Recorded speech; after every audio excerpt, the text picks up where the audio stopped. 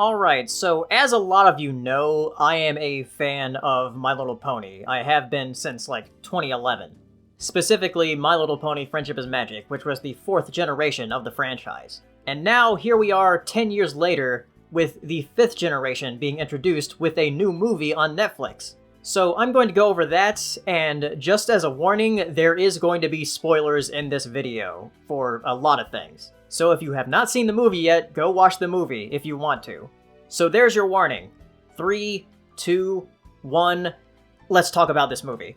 One thing I really did appreciate from the very beginning of this movie is that it actually acknowledged G4, and it actually existed in this universe. The movie takes place far in the future where Equestria has lost its magic, and all of the ponies are separated, Earth ponies, Pegasi, and unicorns. But our main character, Sunny, wants them all to meet each other again and become friends. She lives in this town called Maritime Bay, which is this beach town that's kind of like a New England beach town. She even lives in a lighthouse that's very similar to lighthouses in that area. And the town has a factory called Cantor Logic that makes products to protect Earth ponies from unicorns and Pegasi. And Sunny is always trying to convince the town to be open-minded in that Pegasi and unicorns are not scary and should be their friends. But she always fails to convince them, and this time she fails again, but then meets this unicorn named Izzy. And the town goes into a panic because they're deeply afraid of unicorns. So Sunny takes Izzy away from the town to go find the Pegasus City. And then after that, going to the Unicorn Village. The Pegasus City seems a bit more technologically advanced and obsessed with social media and the princess named Pipp. And Sunny and Izzy also meet Zipp beforehand before meeting Pipp. And then after going to the Pegasi City, they go to Bridalwood, which is the Unicorn Village. And that village is very depressing. Everyone seems sad, but also superstitious. Words are banned like magic, and they do this weird dance to get rid of a jinx. It's pretty funny.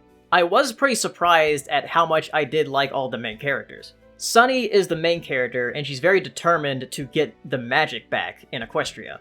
And she has some great chemistry with all of the characters. Hitch, which is one that I think a lot of people were worried about of just being the dumb guy of the group, but he's actually fairly competent, and he's just looking out for Sunny. Izzy is very much like Pinkie Pie, though not quite as hyper as her. She's also my favorite by far. I mean, look at how cute she is. Zipp and Pipp are the royal sisters of the Pegasi Kingdom, and Zipp is a bit like Rainbow Dash, but like, not as overbearing. And Pipp is like the e-girl of the group. She's always on her phone or commenting about how she should stream things. It is a bit weird to now have modern technology in the world, but it makes sense if it's going to be that far in the future. Those are the main 5, but there are some other ponies that have prominent roles, like Sprout, who becomes in charge of Maritime Bay after Hitch goes after Sunny. He's played by Ken Jeong, and he's pretty funny with his incompetent takeover. He reminds me a lot of the character he plays in Community. And then you have a character like Alpha Biddle, who is played by Phil Lamar, who doesn't have much time, but he makes an impact. The animation was very good. Like, surprisingly good. The character models are very detailed, especially in the mains. You can see it a lot when their mains get messy. It just shows how far 3D animation has come when you could have studios that aren't Pixar or DreamWorks making really high quality models. There are some very interesting sequences in the songs, but I kinda wish they went a bit bigger with it. That's really my only complaint about the movie in general, is that with the animation looking so good, I wish they did a lot more with it. But it is a bit of a subdued, low-stakes story, so I don't mind it too much. I just wish there could have been a bigger scope to it. For the humor, as I said, Ken Jeong is pretty great as Sprout.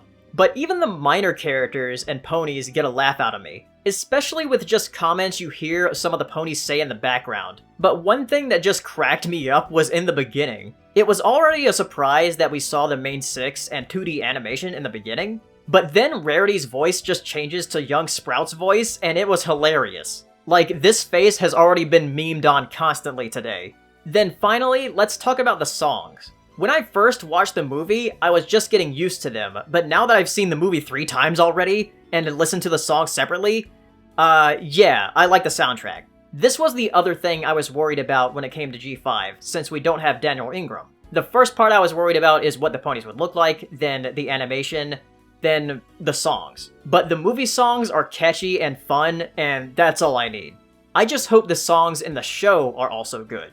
So I'm just hoping that the show will impress as much as the movie has. Like I said, it's a low-stakes story. It doesn't really explain how the ponies got separated in the first place. but people have been looking in the background for clues. This Twitter post mentions an artifact from the Equestria Girl special Forgotten Friendship.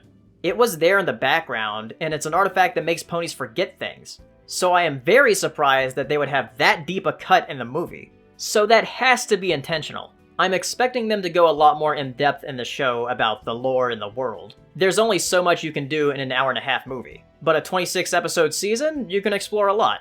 We'll just have to see when the show comes out next year. But yeah, I like the movie a lot. Like I said, I've watched it 3 times already in the same day. So I'm very looking forward to what this new show is going to be like. It's going to be a different animation studio, so it won't look quite as good as this, but here's hoping that the stories and characters will be as fun as this movie was. The movie actually has a really good reception right now with 100% on Rotten Tomatoes as of this recording. The G4 movie has like a 46%, which is ridiculous, because I'd say most fans of the G4 show like it. I think it helps that the G5 movie is the start of a generation, so it's an introduction to these characters, rather than having the movie assume the audience already knows them like the G4 movie, which was probably a turnoff for outsiders. But this movie is a fresh start, so people do really like it. And I guess the message of unity and friendship is still really good with this, so that might be why people are gravitating towards it. But anyways, that's all I have to say about it for right now. I'm sure I'll talk more about it on the POS podcast on Monday. Which, by the way, if you're not subscribed to the POS podcast channel, please subscribe and watch us live stream on every other Monday. So give me your thoughts on the movie down in the comments, and like and subscribe and all that, and I will see you next time. Bye!